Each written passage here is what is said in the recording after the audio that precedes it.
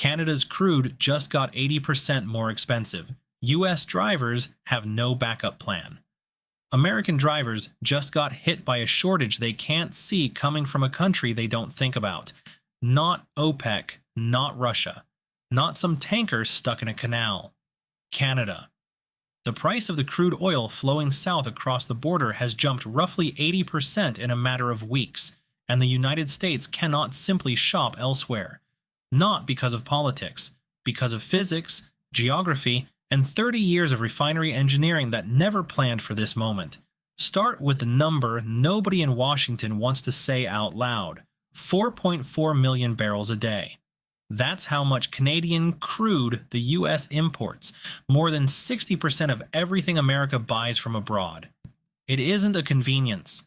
It's a dependency, built pipeline by pipeline since the 1950s, and it was never supposed to become a pressure point. Then the Strait of Hormuz closed. When the narrow waterway that carries roughly a fifth of the world's oil trade effectively shut down after the strikes on Iran, the shockwave didn't stay in the Middle East. It hit every refinery on the planet built to run on heavy, sour crude, the kind that historically came from Iraq, Saudi Arabia, and Iran. Suddenly, that supply was gone, and the world went looking for the only other reliable source of the same grade of oil. It found Alberta. Canadian heavy crude isn't a substitute anyone loves. It's thick, it's expensive to move, and for decades the pipelines built to carry it barely used a fraction of their potential. But heavy crude has one advantage nothing else on the market can offer right now. American Gulf Coast refineries were built specifically to process it, not light crude, not the sweet grades from shale fields in Texas. Heavy Canadian barrels, the exact chemistry those refineries were engineered around 40 years ago. You can't retool a refinery in a weekend. You can't retool one in a year. The equipment, the catalysts, the entire processing chain is calibrated for a specific type of crude, and switching it costs billions and takes years most companies don't have. So when the Middle Eastern heavy crude vanished from the market, those refineries had exactly one place left to turn. And that's where the price shock started. With global supply tightening and Hormuz choked off, oil prices pushed past $100 a barrel. Western Canada Select, the benchmark price for Alberta's heavy crude, surged right alongside it, and for American refiners that meant paying dramatically more for the one input they can't do without. That cost doesn't stay on a spreadsheet in Houston. It moves straight through the refining process and lands at the pump in the number every American driver watches on the sign at the gas station. This is the part that should worry Washington more than any tariff threat. The US has no leverage here. None. A government can renegotiate a trade deal. It can threaten tariffs. It can post angry statements about unfair treatment. What it cannot do is manufacture 4.4 million barrels a day of heavy crude that doesn't exist anywhere else in accessible, reliable supply. The alternative sources are either offline because of the same conflict driving the shortage, or they're producing the wrong type of oil entirely. For years, that dependency ran in one direction. The US held the leverage because Canada had almost nowhere else to sell its oil.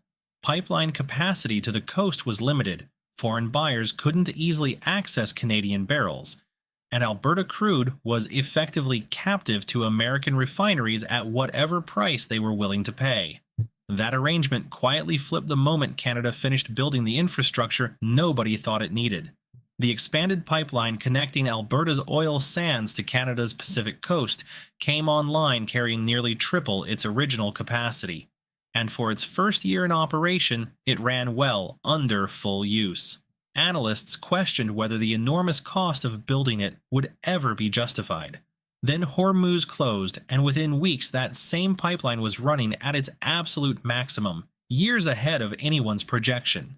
Asian buyers, cut off from their usual Middle Eastern suppliers, didn't hesitate. China alone now takes in the majority of the crude moving through that expanded pipeline. Oil that's directly replacing the heavy grades it can no longer get from the Gulf due to the closure. Canada didn't have to negotiate for those customers or lobby for the business. The market simply redirected itself, and Ottawa didn't need to make a single phone call to make it happen. That's the structural shift underneath this story. Canada's leverage isn't a talking point anymore, it's a physical fact. A pipeline moving to Asia, a customer base that didn't exist at scale 2 years ago, and a supply of crude that the rest of the world is now actively competing for. Every barrel Canada sells to China or Japan is a barrel the United States doesn't automatically get to buy at a discount anymore. And every day that pipeline runs full is proof that Canada's oil economy no longer needs American buyers as badly as American refineries need Canadian barrels. Multiple new pipeline projects are now moving through approval and construction stages at once. And combined, they represent close to 2 million additional barrels a day of future capacity aimed at diversifying where Canadian crude ends up.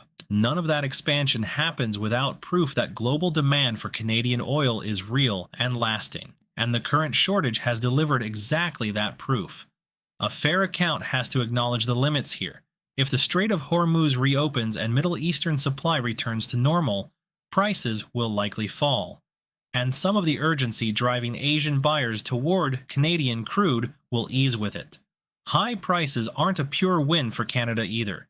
They mean higher gasoline and heating costs for Canadian consumers too, adding pressure to an economy already managing other trade uncertainties. And full pipeline capacity today doesn't resolve every unrelated trade dispute between the two countries. This situation has real limits and real risks on both sides of the border. But the fundamental exposure for the United States doesn't disappear when the headlines fade. The infrastructure Canada built now exists permanently. The relationships with Asian buyers, once established, don't vanish the moment prices normalize.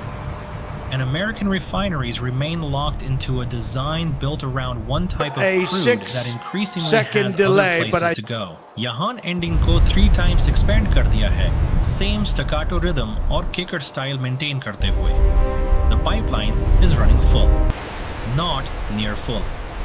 Not almost full. Full. Weeks ahead of every forecast anyone in the industry trusted.